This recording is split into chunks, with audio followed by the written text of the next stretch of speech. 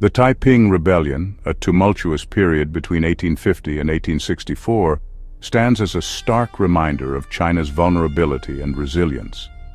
This wasn't just a rebellion, it was a full-blown civil war, arguably the deadliest in human history. It pitted the ruling Qing dynasty against the Taiping Heavenly Kingdom, led by the enigmatic Hong Xiuquan. The rebellion, arising from the fertile grounds of societal unrest and charismatic leadership, shook the foundations of China. It left a legacy of devastation and reform that continues to shape the country's narrative. The Taiping Rebellion was a watershed moment in Chinese history. It exposed the weaknesses of the Qing dynasty and revealed the simmering discontent among the populace. The rebellion's impact went far beyond its suppression in 1864. It forced a period of introspection and change, forever altering the trajectory of the Chinese Empire. The Taiping Rebellion wasn't a sudden eruption. It was the culmination of years of mounting discontent. Natural disasters, including devastating floods and famines, had ravaged the country in the late 1840s. These calamities brought immense suffering to the peasantry, already struggling under the weight of economic hardship. The Qing government, perceived as increasingly corrupt and inefficient, seemed indifferent to the plight of its people. Adding fuel to the fire was the growing influence of Western powers. The Opium Wars had exposed the Qing military's vulnerability and led to humiliating treaties that ceded territory and control to foreign nations.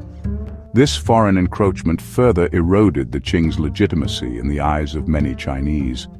The stage was set for a rebellion, and a charismatic leader emerged to ignite the flames of discontent. The Taiping Rebellion's timeline is a whirlwind of dramatic events. It began in 1850 in Guangxi province, sparked by Hong Xiuquan's message of a new, divinely ordained order. Hong, a village school teacher who claimed to be the younger brother of Jesus Christ, attracted a following disillusioned with the Qing dynasty. In 1851, Hong declared the establishment of the Taiping Heavenly Kingdom, marking the official start of the rebellion. The rebellion spread like wildfire, engulfing much of southern China. The Taiping army, known for its strict discipline and fervent belief in Hong's teachings, captured Nanjing in 1853. This strategic city, renamed Tianjing, or Heavenly Capital, became the Taiping's base of operations. From here, they launched further campaigns, aiming to topple the Qing dynasty and establish their own rule over China. The Taiping Rebellion wasn't solely the story of Hong Xiuquan. While he provided the ideological framework and initial spark, the rebellion's success, albeit temporary, rested on the shoulders of other capable leaders. Yang Xiuqing, a shrewd strategist and Hong's trusted lieutenant, played a pivotal role in the Taiping army's early victories. However, internal power struggles, culminating in the bloody Tianjing incident of 1856, weakened the Taiping leadership. On the Qing side, Zheng Guofan emerged as a formidable adversary. A scholar official who understood the importance of modernizing the Qing military, Zheng played a crucial role in turning the tide against the Taiping. His Xiang army, trained and equipped with Western weapons, proved instrumental in the Qing's eventual victory. Section 5. The Taiping War Machine, Military Strategies and Key Battles. The Taiping army, numbering over 1 million at its peak, was a formidable force. It was characterized by its strict discipline derived from the Taiping's unique blend of Christianity and Chinese beliefs. Soldiers were bound by strict codes of conduct, including prohibitions on opium use, gambling, and sexual misconduct. The Taiping army was also notable for its inclusion of women in combat roles, a radical departure from traditional Chinese military practices. The Taiping employed a mix of conventional and guerrilla tactics. Their early victories were achieved through a combination of numerical superiority, religious fervor, and skillful exploitation of the Qing's weaknesses. However, their failure to capture Beijing in 1853 proved a turning point. The Qing, bolstered by Zheng Guofan's modernized forces and Western military support, gradually pushed back against the Taiping. The fall of Nanjing in 1864 marked the end of the rebellion's organized resistance. Section 6. A New World Order Ideology and Cultural Reforms. The Taiping Rebellion wasn't simply a power grab, it was a social and religious movement that aimed to fundamentally reshape Chinese society.